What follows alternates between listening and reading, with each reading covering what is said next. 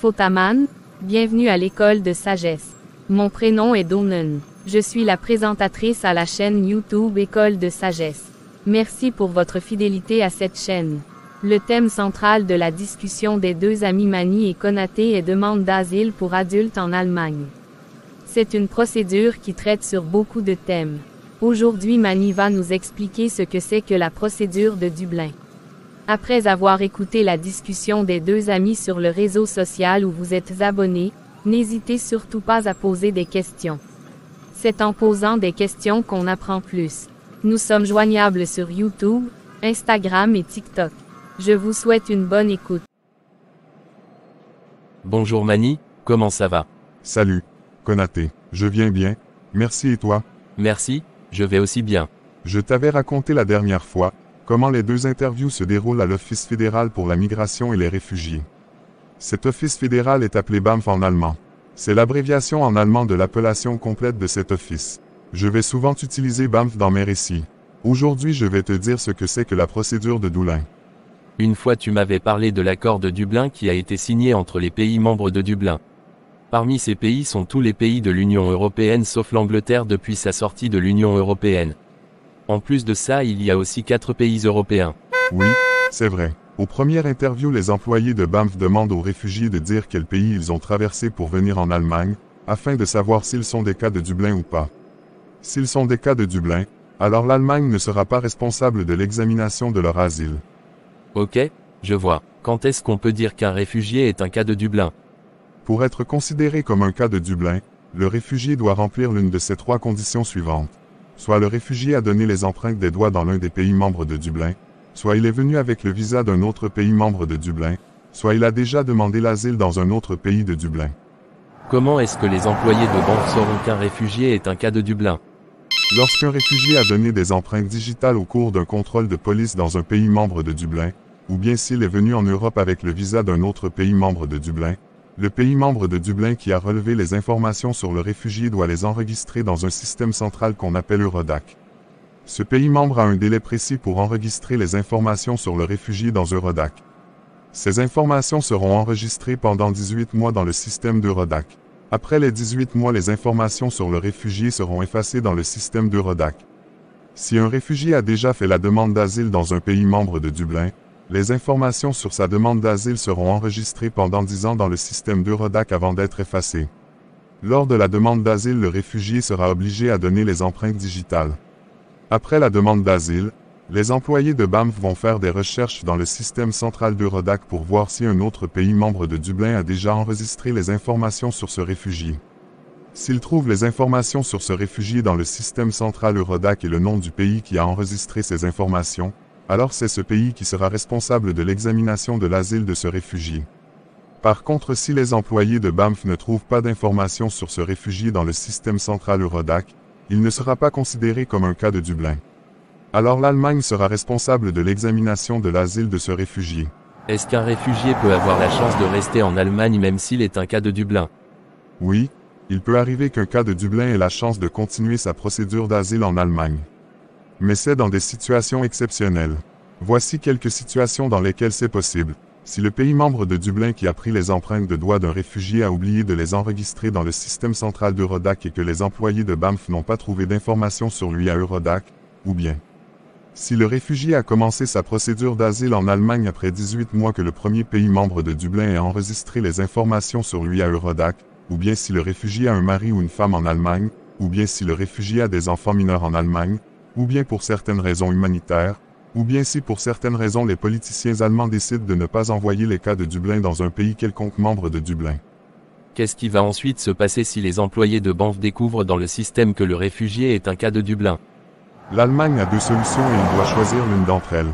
Si un réfugié est un cas de Dublin, l'Allemagne peut décider elle-même d'être responsable de son asile, ou bien il peut décider que l'autre pays membre de Dublin qui a enregistré les informations sur le réfugié dans le système d'Eurodac soit responsable de son asile. Si l'Allemagne ne veut pas être responsable de l'asile de ce réfugié, alors les autorités allemandes vont contacter les autorités de cet autre pays membre de Dublin pour leur demander s'ils veulent être responsables de l'asile du réfugié. Si l'Allemagne apprend dans le système d'Eurodac qu'un autre pays membre de Dublin a déjà enregistré ce réfugié dans le système, alors l'Allemagne a un délai précis pour contacter les autorités de cet autre pays membre de Dublin. L'autre pays membre de Dublin a aussi un délai pour donner une réponse aux autorités d'Allemagne, après avoir reçu la demande de l'Allemagne. Si cet autre pays ne respecte pas le délai pour donner une réponse aux autorités allemandes, ou bien s'il ne répond pas du tout, alors cet autre pays membre de Dublin sera automatiquement tenu pour responsable de l'asile de ce réfugié. Selon l'accord de Dublin, le silence d'un pays de Dublin est une forme d'acceptation. On compte à partir du jour où il a été décidé que l'autre pays membre de Dublin soit responsable de l'asile du réfugié pour donner un délai de 6 mois à l'Allemagne de ramener ce réfugié dans cet autre pays membre de Dublin. L'ensemble de la procédure de Dublin peut durer normalement 11 mois, jusqu'au transfert du réfugié dans l'autre pays membre de Dublin. Si les autorités allemandes n'ont pas pu ramener le réfugié dans le délai de 6 mois comme prévu dans l'autre pays membre de Dublin, alors ce délai sera prolongé pour avoir en tout 18 mois. Si après 18 mois, le réfugié n'a pas pu être ramené dans l'autre pays membre de Dublin, alors l'Allemagne sera automatiquement responsable de son asile. Qu'est-ce qui pourrait empêcher que les autorités allemandes ramènent les réfugiés dans l'autre pays membre de Dublin dans le délai de 6 mois? Il y a plusieurs raisons qui puissent empêcher que l'Allemagne ne respecte pas ce délai de 6 mois. Voici quelques raisons. Si le réfugié a disparu et les autorités allemandes ne savent pas où il se cache, ou bien le réfugié est emprisonné à cause d'un délit qu'il a commis, ou bien les autorités allemandes ont oublié le délai de 6 mois, ou bien le réfugié ne peut pas voyager, car il est gravement malade, ou bien le réfugié a porté plainte contre la décision de Banff à cause du transfert dans l'autre pays membre de Dublin qui est responsable de son asile, ou bien le réfugié a été caché par les pasteurs dans des appartements d'une église et a fait la demande d'asile pour église.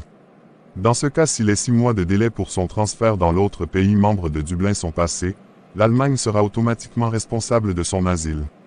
Depuis que les politiciens ont décidé en 2023 de durcir la politique d'asile, la demande d'asile pour église n'est plus assez efficace, car il y eut des cas où les policiers étaient entrés dans les appartements des églises pour rapatrier les réfugiés. Les employés de Banff avaient donné des raisons pour légitimer les actes des policiers. Quand et comment le réfugié apprendra qu'il sera transféré dans l'autre pays membre de Dublin? Après le deuxième interview, le réfugié recevra la réponse au sujet de son asile par lettre. Dans cette lettre, les employés de Banff lui expliqueront que la raison du rejet de sa demande d'asile est le fait que l'Allemagne ne soit pas responsable de son asile. De plus, les employés de Banff lui annonceront comment le contact avec l'autre pays membre de Dublin s'est déroulé et depuis quand il a été décidé que l'autre pays de Dublin soit responsable de son asile. On lui expliquera aussi certains de ses droits et les employés de Banff lui donneront une semaine pour prendre un avocat afin de contester contre la décision de Banff. La semaine de délai pour faire le recours à la justice comprend 7 jours de travail, on ne compte pas les jours de week-end et les jours fériés. Si le réfugié ne respecte pas ce délai fixé, alors qu'il s'attend à être transféré dans les mois suivants dans l'autre pays membre de Dublin. La plupart du temps, c'est difficile pour les avocats de défendre avec succès les cas de Dublin. Mais est-ce qu'il peut avoir des cas de Dublin pour lesquels les avocats pourraient défendre avec succès? Oui, ça pourrait être possible dans les conditions suivantes. Si le réfugié a un mari ou une femme en Allemagne, ou bien si le réfugié a des enfants mineurs en Allemagne, ou bien pour certaines raisons humanitaires, ou bien si pour certaines raisons les politiciens allemands décident de ne pas envoyer les cas de Dublin dans un pays quelconque membre de Dublin, ou bien si lors de sa procédure d'asile en Allemagne les 18 mois sont passés. Quelles sont les informations sur le réfugié qui seront enregistrées pendant 10 ans dans le système central d'Eurodac après la demande d'asile? Lors de la demande d'asile, voici les informations sur le réfugié qui seront enregistrées dans le système central d'Eurodac. Les empreintes des doigts du réfugié, et le genre, c'est-à-dire si le réfugié est une femme ou un homme.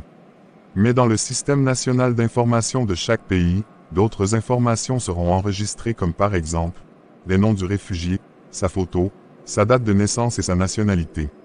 Comment est-ce que les informations sur le réfugié sont protégées dans le système central d'Eurodac?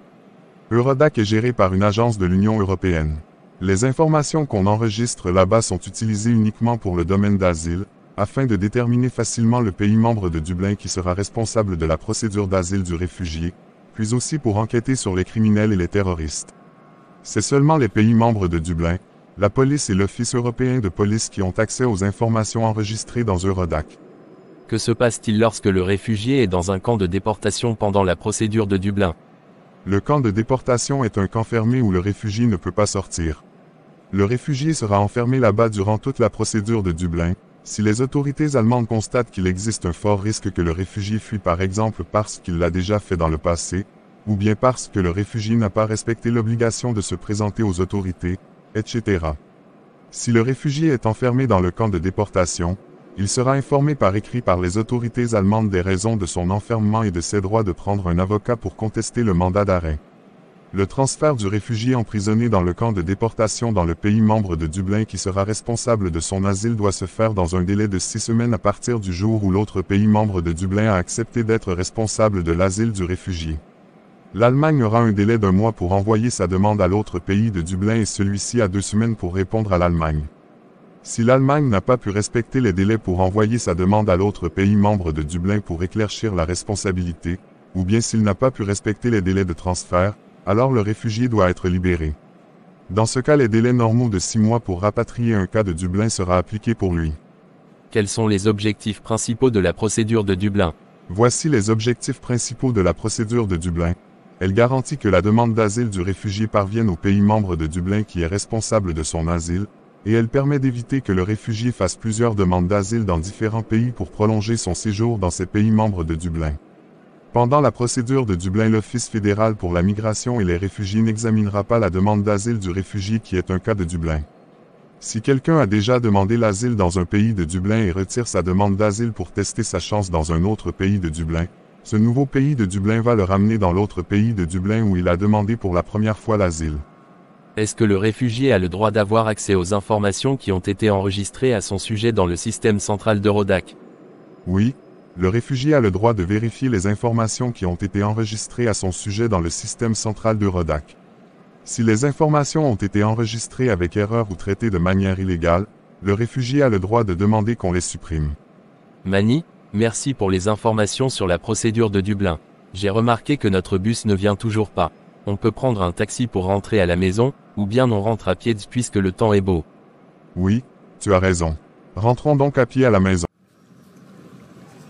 Ouais, merci à nos amis Mani et Konaté pour leur conversation qui nous fournissent des informations très précieuses à connaître sur la procédure de Dublin.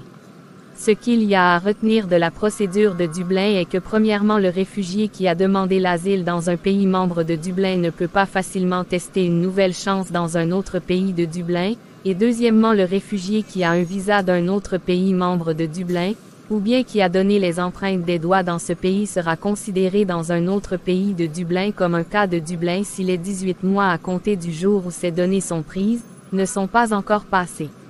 Nous passons maintenant à la rubrique de sensibilisation des frères africains sur les affaires africaines. Nous savons tous que les écoles étrangères qui pilulent dans les nations africaines ne sont pas adaptées aux réalités des sociétés africaines. Cela est dû au fait qu'à l'école étrangère le système d'éducation sert plutôt à abrutir les élèves que de faire d'eux de vrais relèves pour demain. On abrutit les élèves en leur enseignant des faussetés sur leur propre histoire et une histoire truquée des nations impérialistes.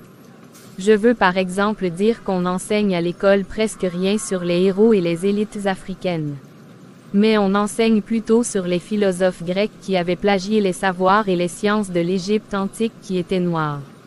Sur ce, je remercie le frère camerounais Yves Kouaté Wabo, qui a pris très tôt conscience de ces mensonges, puis a décidé d'encadrer dans sa bibliothèque Kama Sophia les enfants et les passionnés pour la lecture, avec des livres des auteurs africains. Il essaie de leur donner des enseignements véridiques sur leur histoire et renforcer ainsi leur confiance en soi, l'acceptance de soi dans leur esprit. Que celui qui aimerait contacter le frère Kouaté Wabo nous écrive sur YouTube, ou Instagram, ou TikTok. On ne fuit pas éternellement un problème, mais on s'assoit un jour et on réfléchit aux solutions. Les Africains sont eux-mêmes la solution à leurs problèmes et non les autres peuples. En plus des livres sacrés que possèdent les Africains chez eux à la maison, ils devraient aussi posséder quelques livres de la littérature africaine. Je vous dis merci et à bientôt.